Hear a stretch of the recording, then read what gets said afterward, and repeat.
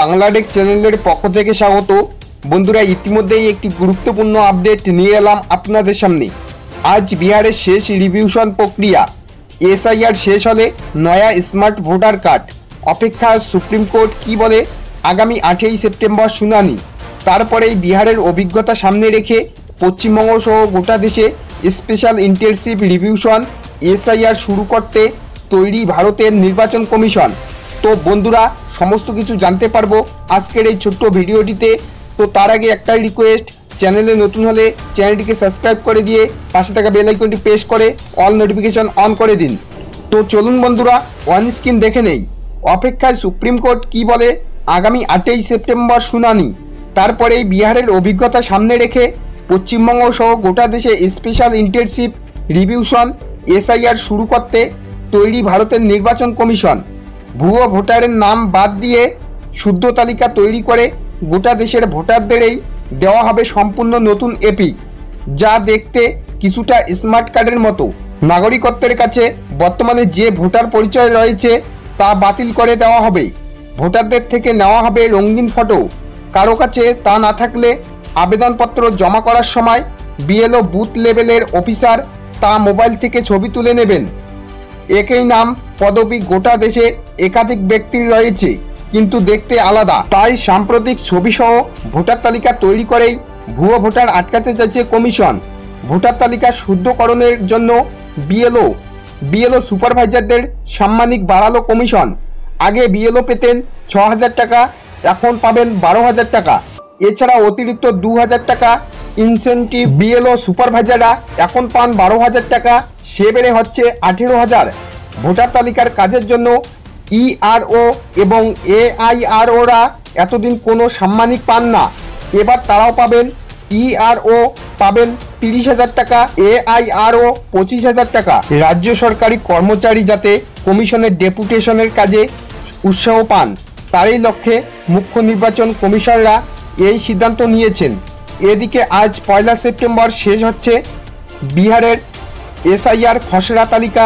নির্বাচন কমিশন ইতিমধ্যেই 65 লক্ষ লোকের নাম বাদ দিয়েছে, যা নিয়ে রাজনৈতিক মহলে বিতর্ক রয়েছে জারি। তারই মধ্যে রবিবার কমিশনের অ্যাসিস্ট্যান্ট ডিরেক্টর অপূর্ব কুমার সিং জানিয়েছেন, নতুন করে 2,07,565 ভোটার তাদের নাম কাটার আবেদন করেছেন। খসড়া তালিকায় বাদ পড়ার মাত্র 33,326 জন নাম অন্তর্ভুক্ত করার আর্জি জানিয়েছেন। সম্পূর্ণ নতুন তথা প্রথমবার ভোটার হতে আবেদনের সংখ্যা চমকপ্রদভাবে বেড়েছে। গত এক মাসে 15,32,438 জন প্রথমবার ভোটার হওয়ার আবেদন করেছেন।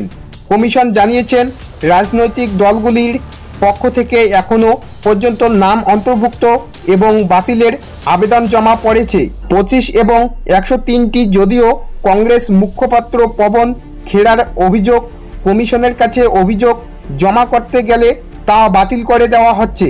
রাজনৈতিক দলগুলি 89 লক্ষ অভিযোগ জমা করতে গিয়েছিল বলে দাবি করেছে তিনি, যদিও কমিশন এই তথ্য মানতে নারাজ। তো বন্ধুরা, বুঝতে পারছেন। এবার দেখে নিব অন্যদিকের প্রতিবেদনে কি বলছে। তো চলুন জেনে নেই। নাগরিকত্বের একমাত্র প্রমাণ নথি আধার নয়, সুপ্রিম পর্যবেক্ষণ। নাগরিকত্বের প্রমাণ আধার কার্ড অন্যতম প্রমাণ নথি হলেও একমাত্র নথি কখনো হতে পারে না। এই পর্যবেক্ষণ রেখে বিহারের ভোটার তালিকার বিশেষ নিবিড় সংশোধন স্পেশাল ইন্টেনসিভ রিভিশন বা এসআইআর মামলার শুনানিতে তালিকায় ভোটারদের নাম অন্তর্ভুক্ত ও বাদ দেওয়ার প্রক্রিয়া সাহায্য করার জন্য প্যারা ভলান্টিয়ার নিয়োগ করার নির্দেশ দিলেন সুপ্রিম কোর্ট। বিচারপতি সূর্যকান্ত ও বিচারপতি জয়নাল বাগজি বেঞ্চ এসআইআর সংক্রান্ত এক শুনানিতে লালু প্রসাদ যাদব, তেজস্বী যাদবের দল আরজেডির হয়ে বিহারের খসড়া তালিকা থেকে 65 লক্ষ ভোটারের নাম বাদ দেওয়ার প্রতিবাদে সওয়াল করতে গিয়ে আইনজীবী প্রশান্ত ভূষণ অভিযোগ করেছেন, সর্বোচ্চ আদালতের নির্দেশ সত্ত্বেও আধার কার্ডকে একমাত্র প্রমাণ নথি হিসেবে দেখছে না জাতীয় নির্বাচন কমিশন। সঙ্গে সঙ্গে গুরুত্বপূর্ণ পর্যবেক্ষণে আদালত জানায়, নাগরিকত্বের প্রমাণের জন্য প্রমাণ্য নথিগুলির সঙ্গে আধার কার্ড অন্যতম নথি হতেই পারে, একমাত্র নথি কখনো নয়। এই পর্যবেক্ষণে আদালতের ব্যাখ্যা 5 বিচারপতি সাংবিধানিক বেঞ্চ আধার নিয়ে যা নির্দেশ দিয়েছে, দুই বিচারপতির বেঞ্চ কখনো তা অন্যথা নির্দেশ দিতে পারে না। তো বন্ধুরা, বুঝতেই পারছেন, এই ছিল আজকের লেটেস্ট আপডেট। এরকম নতুন নতুন আপডেট পেতে আমার এই ছোট্ট চ্যানেলটিকে সাবস্ক্রাইব করে দিয়ে পাশে থাকুন।